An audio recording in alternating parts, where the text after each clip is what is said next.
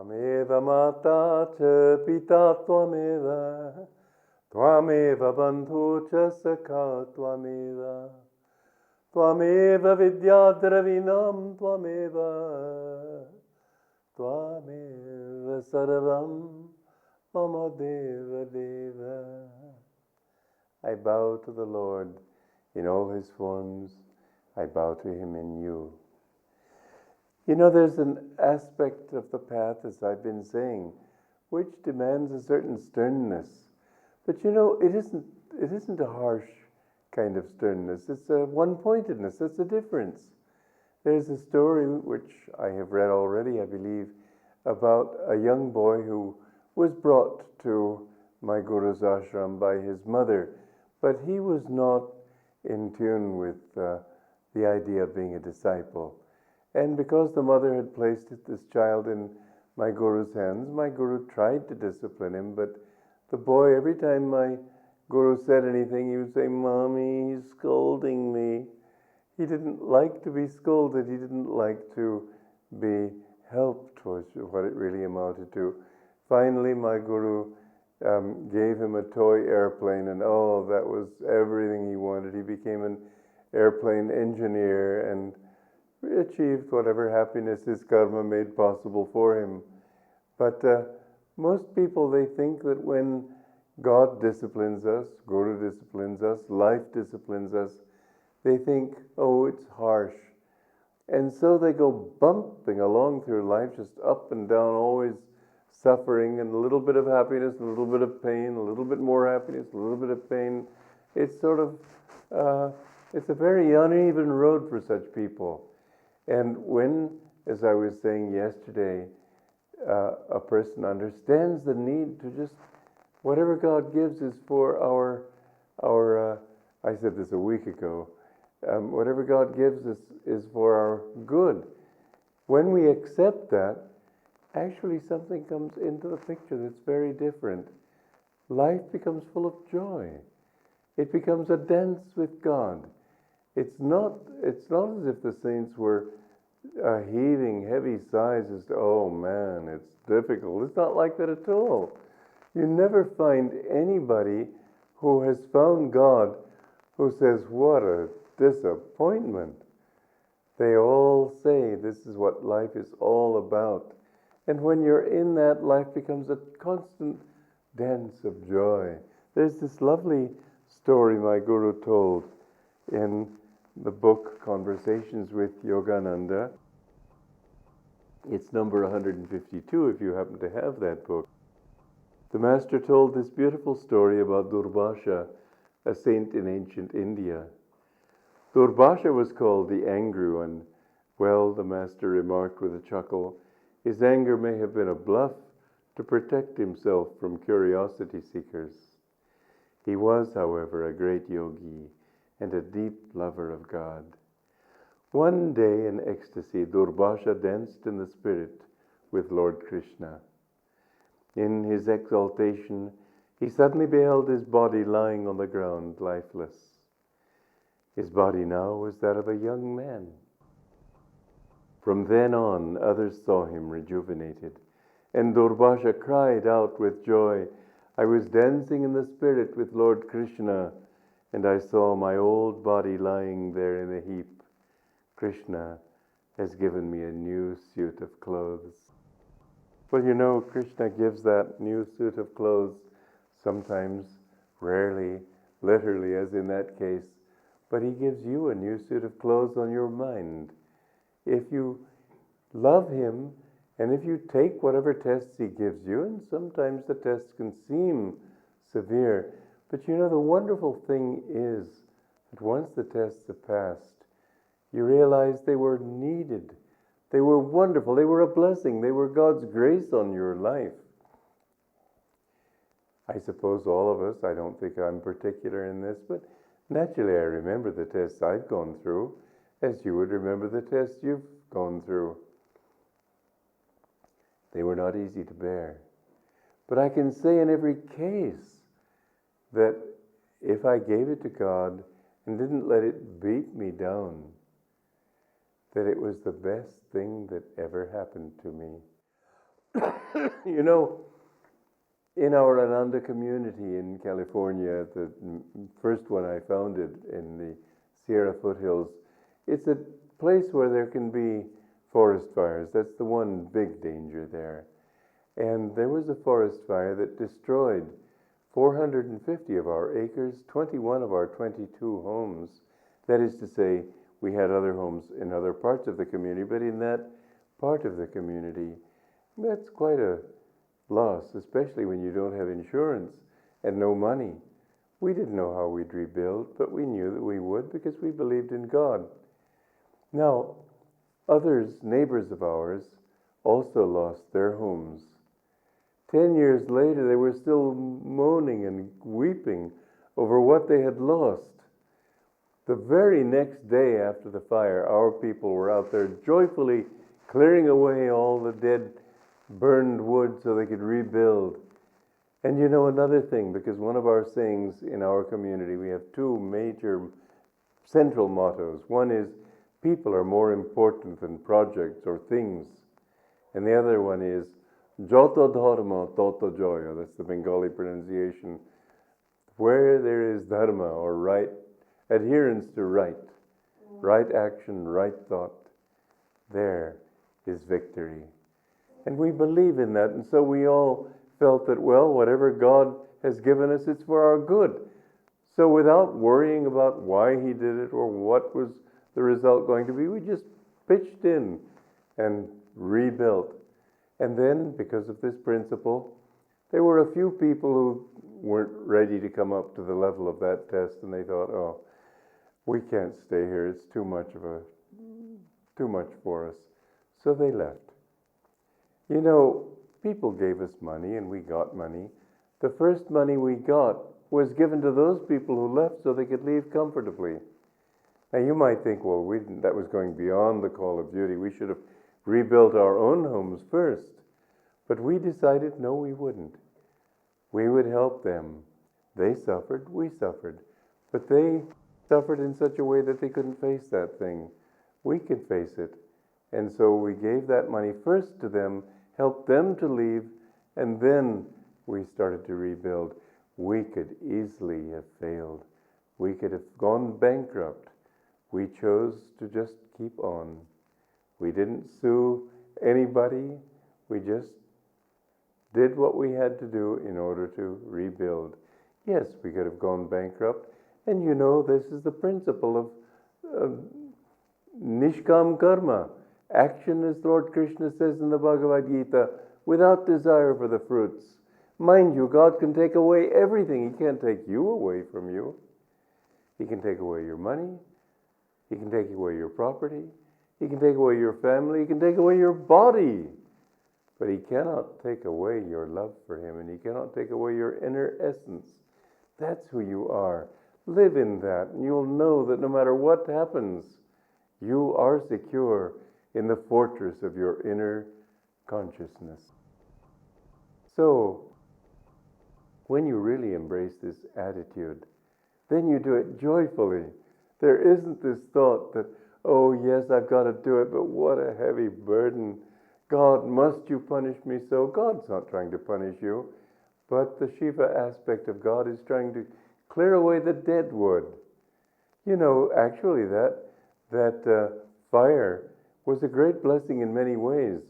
It helped to purify the community, first of all. It helped to get rid of those who were lukewarm, as opposed to those who knew they had just come for God. It helped those who had come for God to understand that's what it's all about. It isn't a nice home in the country. We don't create communities to create a perfect place in this world. You can't create perfection in this world. It's not a perfectible place. It's a school.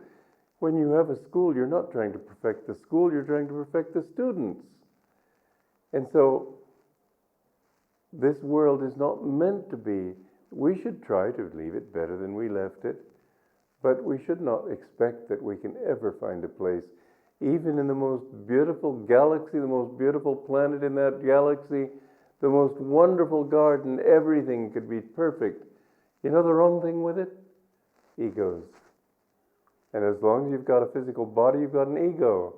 And as long as you've got an ego, you've got suffering, you've got limitation, you've got imprisonment in a sense. But if you can exalt that ego by understanding that your happiness doesn't depend on a bunch of beautiful flowers, like here, I've created a heaven on this earth. Our community in America, this is where I live. Beautiful garden. Yes, you should try to make beauty in this world.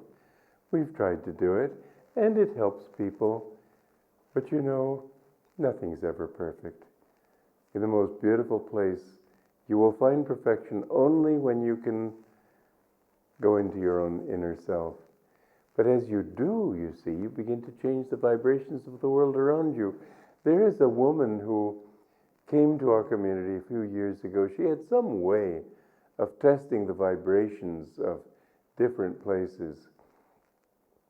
She had been to some of the most exalted cathedrals in Europe, for example, gone to all sorts of spiritual places. She was amazed when she came to this place here. She said the vibrations were much higher. The highest she had encountered, I think, but I may be wrong, were something like 26,000 a second of those vibrations. Here at Crystal Hermitage, as I called it, they were 35,000 a second. But that's because we fill it with God. We fill it with divine vibrations. This is what you need to do. It's not the place. It's the vibrations that really change people. People change. They see the beauty. They let their guard down and they say, oh, this is beautiful. But then they tune into what is making it beautiful, the vibrations behind it. And ultimately, it will never be beautiful except to the extent that the people there. We need to have beautiful people above all. And beautiful people means egoless people. It doesn't mean beautiful people in the jet set sense. It means people who don't think about themselves, people who think of God, people who think of doing His will, people who think of meditating and serving Him. Now, when you can live like that, then you find that whereas there is, yes, we must accept that. We must accept it all the way along. Because God, no matter how far you go on the spiritual path, He'll give you tests. What you need to do is remove your ego from those tests. That's what makes it beautiful. Not the outward life, which sometimes can be not so easy. But in your heart there can be dancing. In your heart there can be joy. And so Krishna will take your old body and burn it up. He will give you a new body for your soul, not a physical body, a body of happiness and a body of love and devotion. And you will see that no matter where you go in your world, you are a different person. And one beautiful proof of that will be that wherever you go, people see that in you. People's lives are changed. I had a lovely experience many years ago. I was in Paris, France. It was my birthday, and I wanted to celebrate my birthday by going to a concert. And I saw this concert at a church. And so I went to the church, but I got there. As they were closing the door, they said, I'm sorry, the place is full. There were a lot of people outside, and they were keeping all of us out. And I was sort of stunned because I thought, well, God brought me here for my birthday, and He wants to celebrate with me. So I said, it's my birthday. And the man said, alors, joyeux anniversaire. And he said, happy birthday. And he had me come in, but he couldn't put me in the audience, so he had to sit me up by the altar. So I could see this audience of about 700 people, and the music was really joyful. It was divine. Anyway, later I was in the metro, the underground, and this old woman came to me and she said, do you remember me? And I said, well, I'm sorry, I don't. She said, but I was in the audience tonight. 700 people, I'm supposed to recognize one person in that crowd. But she felt my joy, and it translated into a joy for her, and there was a very sense of communion that way. You will see that the more you have of that joy, the more it spills over into your environment. Others will feel it too. When you dance in God, He will dance with you, and the world will dance with you. This was, too, a part of the beauty of the life of St. Francis of Assisi. You know, when I'm in Italy, I live near Assisi. That's where our center and community are. And we have a retreat there, and people come from all over the world. And they go to these different shrines and so on. But the life of St. Francis was like the life of a real sadhu, wandering by the Ganges, rejoicing in God, and he shared that joy with all. Really, you know, he alone, well, not alone because he inspired many thousands of others, but he began that inspiration, which really changed the whole movement of Christianity, which was falling down into materialism and all the heaviness of that. He revived it by his simple joy in God. I wrote a song. I did a little slideshow of his life, and I wrote a song which was about him, but you could apply it to anybody who is living in God. Father, now that I wander with thee, fields and flowers come alive with thy joy. You see, the whole world is different. The whole world becomes beautiful. You know, how can you really enjoy the world unless you have God? I remember once up on Mount Waterman in California, and I was with another man, young man, and the sun was setting in the west with the beautiful golden glow everywhere. In the east, there was this lovely silvery blue, ice blue shine in the mist in the valleys as the full moon came up. A friend of mine looked at it, and he said, if only I could feel it. You know, this body is such an obstruction to our spirit. You haven't eaten enough, or you ate too much, and there's certain aches and pains, and you feel the ants running over your legs, whatever it might be. If you could only get rid of that, but you do get rid of it when you can feel God's presence in you, suddenly these things don't matter so much. When you wander in God, you find everything becomes beautiful, and there's no obstruction of ego and body. There's only that one. Dancing in the Spirit, and you will see that he places a new body, a new form, new clothing on your soul. Joy to you.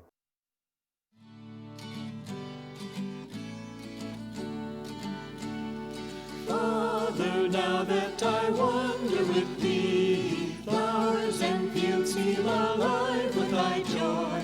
All that I own to thee I give, and now I sing in thy love I am free. Father, now that I dance in thy name, birds and animals share in my song. All my sorrows, all my merriment, join in music to set hearts aflame. Father, now that I wander with thee, flowers and fields seem alive with thy joy. All that I own to thee I give, and now I sing in thy love I am free. Father, now that I dance in thy name, birds and animals share in my song. All my sorrows, all my merriment, join in music to set hearts aflame. All my sorrows, all my merriment, join in music to set hearts aflame.